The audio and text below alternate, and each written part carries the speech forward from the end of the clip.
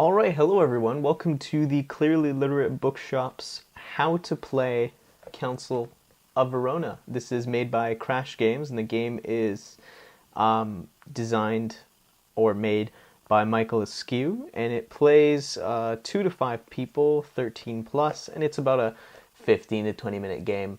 It's actually quite short, which is really nice. I actually got a comment about this because I think someone saw the unboxing and they were really curious to see how this plays, because at first this game is incredibly confusing, but when you kind of learn it, it's actually a little bit more simple. So and the more you play it, the more advanced you get. So let's start. So everyone's gonna get a set of these tokens. So there's different colors. I'll show you the bag. There's yellow, green, purple, blue. There's about 5 pairs. So I'm going to use the red ones today. Sorry, let me put them on the camera. And these are all the cards. And then there's the Council and Exile cards. So these are all the cards. Now, there's certain 5-player cards, so we're going to take that out because there's only one of us on camera right now. So I wouldn't need 5 people. I'm missing 4. So I'll just explain the cards really quickly, and then I'll get into how to play. So some of the cards have agendas, and some of them have abilities. So for example, the agenda basically is a condition of how these characters win. So for example, Juliet's agenda is that Romeo and Juliet are together, and the same thing you'll see with Romeo. I'm not going to go in the deck and look and find him. Lord Capulet's agenda is more Capulets than Montagues on the council. So, and as you can see, it keeps going, and then you have the abilities. So for example, Lady Montague is that she can switch 2 influence tokens, which are these little guys over here. And Tybalt's ability is to move 1 character from the council to exile. And you'll see how these play out when I explain it a little bit more. So the point of the game is that you're going to get a hand of these cards, and each turn you're going to play a card. And if the card has an ability, you can use it. You don't have to, but then if you don't use it, you can't use it for the rest of the game. And then on the agenda cards, let's say there's an agenda card out, because you can only play a token on an agenda card in the 3 spots over here. So you're going to play a token, which you're not going to show. You're just going to place it with the back facing up, and that kind of denotes your points. So I'll explain it in a bit. So first, I'm going to teach you, the setup of this game is actually quite confusing. So I'm just going to teach you really quickly. First of all, for a 3-player game, you're going to first, 3 to 4-player game, you're going to first deal out 1 card to each player. And then every player is going to look through the deck and take 1 card, pass it along, and they're going to keep doing that until the last player has a choice of 2 cards, in which they're going to discard 1 from the game completely and keep the other one. And then the game begins. In a 2-player game, which is the one that I mostly play, because me and my fiance both play it together, you take out 3 cards randomly, don't look at them like I just did, and then you're going to deal 5 cards to each person. Now, with the 5 cards, the person, you're going to take your 5 cards and you're going to take 2 out to give to the other player, and they're going to do the same. So you're going to get 2 cards, but you know the 2 cards that you just given them. So that kind of helps you keep track of the game itself. So now how to play. So there is the council and there is the exile. Now the game is basically that the Prince of Verona is trying to set up a council so that he can kind of make sure everything in Verona is going smoothly, considering that the Capulets and the Montagues don't seem to be getting along, which, you know, point of Romeo and Juliet, and it's kind of important. So that's why certain characters have different agendas based off what they want. So for example, I'm going to have in my deck Prince Escalus, and his agenda is equal number of Montagues and Capulets on the council, or at least 4 neutral on the council. So let's say I play him first turn. You can play any cards you want first turn, by the way. It doesn't have to have an agenda, or it doesn't have to have an ability. But keep in mind that you can't put a token on a character that has an ability, so you're going to waste a turn with a token. So now he's got 3 slots. So he has no ability. I can't use that. So what I'm going to do is I'm going to put a token face down. just looking for the exact token that I want. You're going to see a lot of this in the game where people are just picking it up, looking, picking it up, looking, picking it up. They'll pick it up about 7 to 8 times because they'll never remember where they put it. So I'm going to put it here.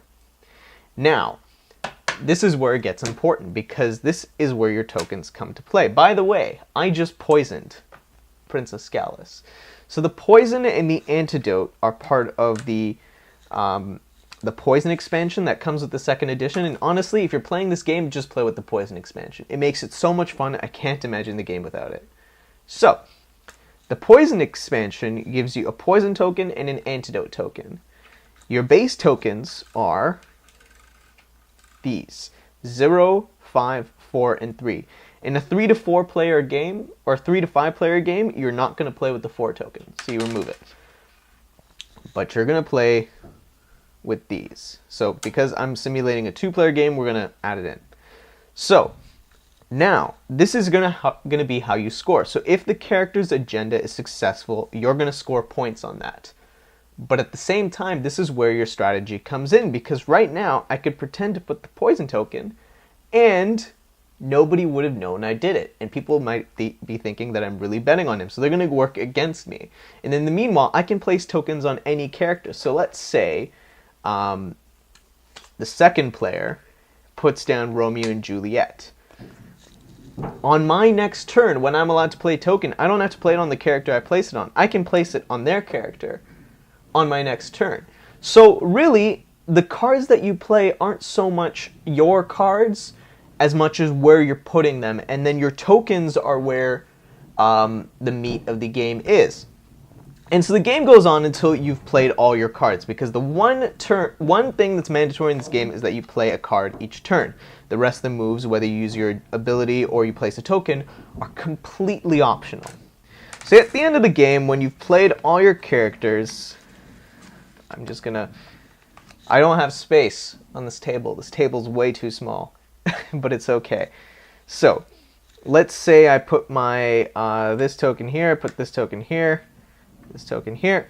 So now in the last turn, when all the cards are gone, you're allowed to place one additional token, and that will be your last turn. Now you don't have to do that. Let's say I do. And so now you flip all the tokens. Of course I didn't take out another one, but then you kind of see who scores.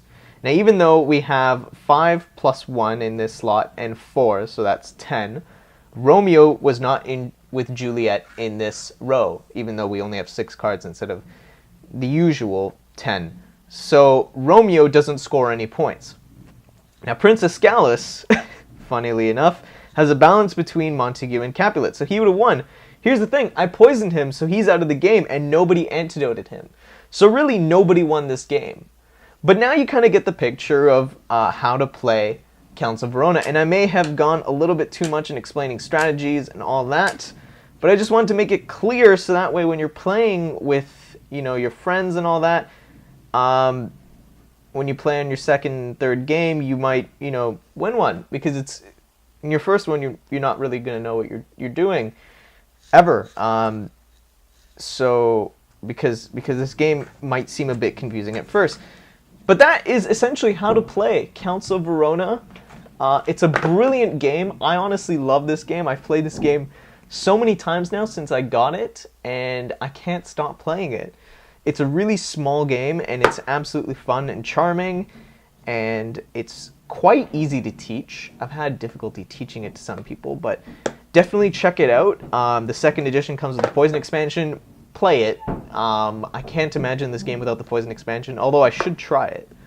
But anyways, if you liked this how to play video, please share it around with your friends.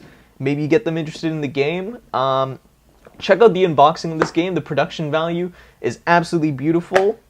Make sure you subscribe to our channel. We're going to be doing more reviews, more how-tos, more unboxings as soon as we can afford the money to buy more board games. And on top of that, if you want to check me out on BoardGameGeek, my username is MMPunk. I know it's a really weird name. Don't say anything, please. And that's it. Thank you for watching the How to Play Council of Verona. Also, last thing, the 5-player cards that I discarded wherever I put them. Did I put them back in the box? No. Yes, sorry. These 5-player cards, obviously when you're playing with 5 people, you put them in, and then just look in the rule book. It's basically the same as the 3 to 4, but, you know, it plays it a little bit differently. So thank you for watching, and we hope to see you soon. Take care.